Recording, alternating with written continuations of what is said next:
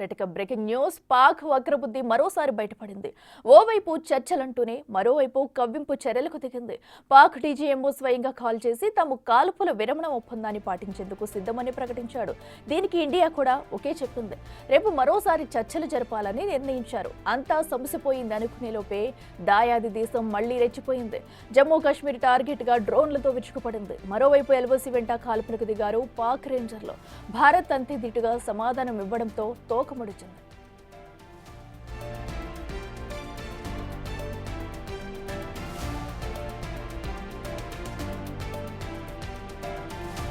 పరిగణిస్తున్నట్లు చెప్పింది Bharat. Cease fire ఒప్పందాన్ని ప్రతిపాదిస్తూ మరోవైపు కాల్పుల జరపడం అవగాహన ఒప్పందం ఉల్లంఘన కిందకు వస్తుందని తేల్చి చెప్పింది.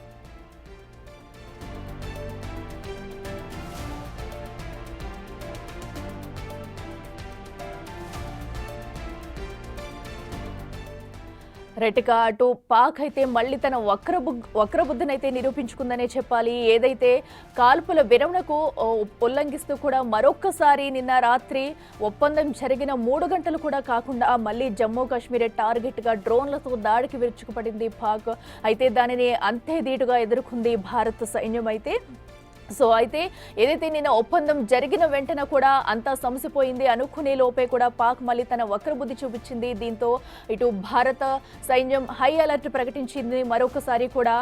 పాక్ నుంచి వచ్చిన డ్రోన్లను గగనతలంలోనే సమర్థవంతంగా ఎదుర్కొంది. అయితే దీనిపై ఇప్పటికే అటు నిన్న చర్చించిన విదేశాంగ శాఖ మంత్రి విక్రాంత్ మిశ్రీ అయితే పాక్ దీనికి సమాధానం చెప్పాలంటూ కూడా ఆయన హాట్ కామెంట్స్ అయితే చేశారు. దీనిపై సీరియస్ యాక్షన్ ఉండబోతుందంటూ కూడా ఒక వార్నింగ్ అయితే ఇచ్చారు. అయితే ఇప్పటికే ఎన్నిసార్లు పాక్కి ఇటు భారత్ నుంచి గట్టి దెబ్బ ఎదుర్కొన్నా కూడా పాక్ అయితే తన వక్రబుద్ధిని మార్చుకోకుండా ఎదురు కాల్పులకు పాల్పడుతుంది.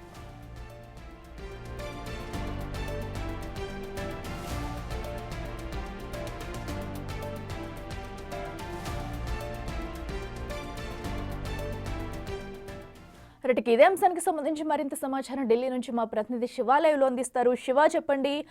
పాక్ చేసిన దుశ్చర్య మళ్ళీ మరొకసారి చూస్తున్నాం. కాల్పుల విరమణ ఒప్పందాన్ని మరొకసారి ఉల్లంఘిస్తూ కూడా జమ్మూ కాశ్మీర్ టార్గెట్ గా కాల్పులు జరిపింది. పాక్ బుద్ధి ఇంకా ఇంత అనుకోవచ్చా, ఇంకా మారదనుకోవచ్చా? భారత్ ఇప్పుడు ఎలాంటి చర్యలు తీసుకోబోతుంది అనుకోవచ్చు? రైట్ అఖిల, నిన్న సాయంత్రం కాల్పుల విరమణ ఒప్పందంపై అవగాహన కుదిరిన తర్వాత అవగాహన కుదిరిన 3 గంటలకే మళ్ళీ కాల్పుల విరమణ ఒప్పందాన్ని ఉల్లంఘించి డ్రోన్ల ద్వారా జమ్మూ కాశ్మీర్, పంజాబ్, రాజస్థాన్ రాష్ట్రాల సరిహద్దుల్లో డ్రోన్లతో దాడి చేసింది. దీన్ని సమర్థవంతంగా భారత వాయుసేన, భద్రతా బలగాలన్నీ కూడా తిప్పికొట్టిన పరిస్థితి కనిపిస్తుంది. కానీ ఒకవైపు కాల్పుల విరమణ ఒప్పందాన్ని అంగీకరించి మళ్ళా 12వ తేదీన అంటే రేపు మధ్యాహ్నం military of defence operation director generals తో రెండు దేశాలకు సంబంధించిన డైరెక్టర్ జనరల్స్ తో సమావేశం ఉంది. ఈ సమావేశంలో పలు కీలక నిర్ణయాలు తీసుకోవాల్సిన అవకాశం ఉంది. అంటే ఆ సమావేశం జరగక ముందే మళ్ళీ కాల్పుల విరమణ ఒప్పందాన్ని ఉల్లంఘించి కాల్పులకు తెగబడింది సాధారణ ప్రజలు. అలాగే మొత్తం భారత్ లోని అన్ని సరిహద్దు ప్రాంతాల్లోని ప్రజలను భయభ్రాంతులకు గురి చేస్తూ మరోసారి డ్రోన్లను ప్రయోగించింది.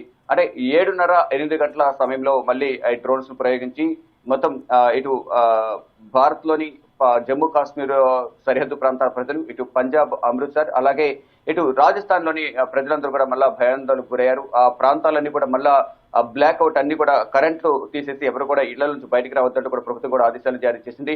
ఆ కాల్పులు జరిగే సందర్భంలోనే, అంటే డ్రోన్లతో దాడులు జరిగే సందర్భంలోనే ప్రధాని నరేంద్ర మోడీ నివాసంలో ఒక సమావేశం జరుగుతోంది. ఆ సమావేశం జరుగుతుండగానే ఈ డ్రోన్లతో అటాక్ జరిగిన నేపథ్యంలో వెంటనే అక్కడి నుంచే భారత భద్రతా బలగాలకు ఆదేశాలు జారీ చేశారు. పాక్ దాడిని తీవ్రంగా ప్రతిఘటించాలి, గట్టిగా బదులివ్వాలంటూ కూడా భారత ప్రభుత్వం భద్రతా బలగాలకు ఆదేశాలు జారీ చేశారు. దానిలో భాగంగానే దానికి పాక్ ధీటుగానే గాలిలోనే వారి డ్రోన్లను భారత భద్రతా బలగాలు పేల్చేశాయి. ఎక్కడ కూడా వారి డ్రోన్లు కానీ, మిసైల్స్ కానీ, ఫిరంగులు కానీ ఏవి కూడా ప్రభావం చూపలేదు. కానీ పాకిస్తాన్ మాత్రం భారత్ పై మనదే పై చేయంటూ కూడా పాకిస్తాన్ ప్రధానమంత్రి షహబాజ్ షరీఫ్ నిన్న ఒక మీడియా సమావేశం ఏర్పాటు చేసి అక్కడ ఉన్న మీడియాతో పాటు అక్కడ ఉన్న పాక్ ఆర్మీకి, పాక్ ఆర్మీ చీఫ్ కు కూడా ధన్యవాదాలు తెలుపుతూ, మరోవైపు మధ్యవర్తం కుదిర్చిన అమెరికాకు కూడా ధన్యవాదాలు తెలుపుతూ కూడా ఒక తీర్మానం చేశారు. కానీ అక్కడ నష్టమంతా జరిగింది కూడా మొత్తం 11 ఎయిర్ బేస్లు దెబ్బతిన్నాయి. పాకిస్తాన్ కు ఆస్తి నష్టం సంభవించింది. అయినప్పటికీ కూడా మళ్ళా తప్పుదో పట్టించే విధంగా కూడా తప్పుడు ప్రచారం చేస్తున్న పరిస్థితి కనిపిస్తుంది.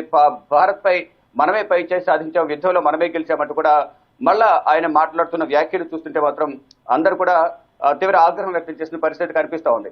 నిన్న మధ్యవర్తిగా ఉండి ఒకవైపు ఇంటర్నేషనల్ మనీ ఫండింగ్ సంబంధించి లోనుకు సంబంధించి కూడా అవగాహనకు వచ్చి కాల్పుల విరమణ ఒప్పందం చేసుకుందాము, ఆర్థికంగా పాకిస్తాన్ వెనుకబడి ఉంది అంటూ కూడా వారు ఒక అవగాహనకు వచ్చి అమెరికా వద్దకు వెళ్లి అమెరికా అధ్యక్షుడు డొనాల్డ్ ట్రంప్ తో మధ్యవర్తిత్వం నడిపించి మరొక అమెరికా కార్యదర్శి మార్కో రూబియోతో కూడా మధ్యవర్తిత్వం నడిపించిన తర్వాత అక్కడ అమెరికా అధ్యక్షుడు ప్రధానితో మాట్లాడిన తర్వాత మాత్రమే ఇద్దరి మధ్య కాల్పుల విరమణ ఒప్పందం కుదిరింది. లేని పక్షంలో నిన్న కూడా ఒకవేళ ముందుగా నిర్ణయించుకున్న ప్రకారం ఒకవేళ పాకిస్తాన్ కాల్పులు జరిపితే ఇటు భారత్ కూడా జరిపేది. కానీ అక్కడ కాల్పుల విరమణ ఒప్పందం సంబంధించి ఇద్దరు కూడా అవగాహనకు వచ్చి ఒప్పందం కుదుర్చుకున్న తర్వాత కూడా మళ్ళా ఒప్పందాన్ని దొంగలో తొక్కి మళ్ళీ కాల్పులు జరిపిన పరిస్థితి కనిపిస్తుంది. దానిలో భాగంగా మళ్ళీ అంటే 5 గంటలకు ఈ అధికారిక ప్రకటన అంటే డొనాల్డ్ ట్రంప్ ట్వీట్ చేయడం ద్వారా రెండు దేశాల ప్రజలందరూ కూడా చాలా మనశ్శాంతిగా ఎంతో భారీ ఊరట లభించిందని అందరూ అనుకున్నారు. అనుకున్న 3 గంటల్లోనే మళ్ళీ జమ్మూ కాశ్మీర్ లో పాకిస్తాన్ డ్రోన్లతో దాడి చేయడంతో మళ్ళీ భయాందోళనలతో ప్రజలందరూ కూడా బిక్కుబిక్కుమంటూ కూడా మళ్ళీ కాలం వెల్లదీసిన పరిస్థితి కనిపిస్తోంది. అంటే ఒకవైపు డ్రోన్లతో పాకిస్తాన్ దాడులు చేస్తుంటే ప్రతిగా కూడా మరి భారత్ కూడా దాడులు చేయాల్సిన పరిస్థితి ఏర్పడింది. ఈ నేపథ్యంలో పాకిస్తాన్ లోని ప్రజలు ఇటు భారత్ లోని ప్రజలందరూ కూడా రాత్రంతా పవర్ లేక ఇళ్లలోనే ఉండి ఎప్పుడు ఏ డ్రోన్ వచ్చి ఎవరి మీద పడుతుంది, ఏం జరగబోతుంది, అసలు తెల్లారితే మనం ఉంటామా లేదా అనే భయంతో కూడా నిన్నంతా గడిపిన పరిస్థితి కనిపిస్తుంది. ప్రజెంట్ అయితే ఎల్ఓసి సరిహద్దుల వద్ద ప్రశాంత వాతావరణం అయితే కొనసాగుతుంది. కానీ దీనిపై భారత్ మాత్రం దీన్ని తీవ్రంగా పరిగణించాల్సి ఉంటుంది. దీనిపై పాకిస్తాన్ సమాధానం చెప్పాలంటూ కూడా విదేశాంగ శాఖ కార్యదర్శి విక్రమ్ మిశ్రీ తెలియజేశారు. ఇటు భారత్ కూడా దీన్ని చాలా తీవ్రంగా పరిగణిస్తున్నాము. ముందే ప్రధాని నరేంద్ర మోడీ ఈ కాల్పుల విరమణ ఒప్పందానికి ముందే ఒకవేళ ఉగ్రవాద చర్య జరిగితే దీన్ని యాక్ట్ ఆఫ్ వార్ గా యుద్ధంగా కూడా భావిస్తాం, దీన్ని తర్వాత పరిణామాలు చాలా తీవ్రంగా ఉంటాయని కూడా వారు తెలియజేశారు. కానీ ఇక్కడ ప్రధానంగా ఏదైతే రేపు ఒక సమావేశం ఉంది, మిలిటరీ ఆపరేషన్ డైరెక్టర్ జనరల్స్ ఆధ్వర్యంలో ఆ స్థాయిలో ఇద్దరి సమావేశాలు ఉంటాయి. ఈ సమావేశంలో ఎటువంటి నిర్ణయాలు తీసుకుంటారు, అసలు నిన్న జరిగిన దానికి పాకిస్తాన్ ఏం బదులిస్తుంది అనేది కూడా చూడాల్సి ఉంది. కానీ Akhila right Shiva, thanks for updates.